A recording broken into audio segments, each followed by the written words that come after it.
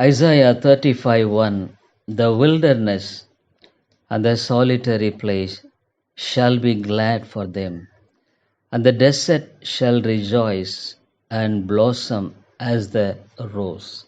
The wilderness and the solitary place. Many times we pass through wilderness and solitary place.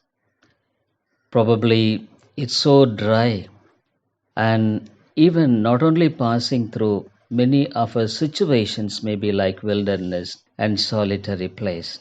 Many times we just are discouraged as a traveler in the places like that. But Bible says the desert shall rejoice.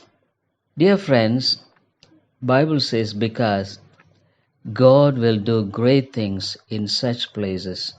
What will be the great thing that God is going to do in such places? They will blossom as the rose. I tell you, when we trust in God, the situations which are so dry, meaningless, and very difficult to bear or go through will be turned into a place of blessing. It will blossom as the rose.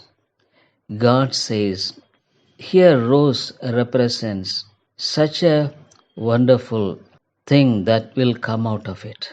So God will do it. It is impossible for us to do that. But with God, it is possible. Many times we look at situations, we look to ourselves, into ourselves, but many times we fail to see God. He is such a great God, such a wonderful God, mighty God, a God of goodness, mercy, love. God doesn't take pleasure in our sufferings. We must know that. He always has got a purpose in our sufferings. This is the thing, many people, they look at the sufferings and they are discouraged. And even sometimes they ask, why God allowed this in my life? But dear people, God will never willingly allow us to suffer. But when we really trust Him, when we really commit everything in His hand, I tell you, we could see them all to blossom as the rose. We will glorify God. Thank you.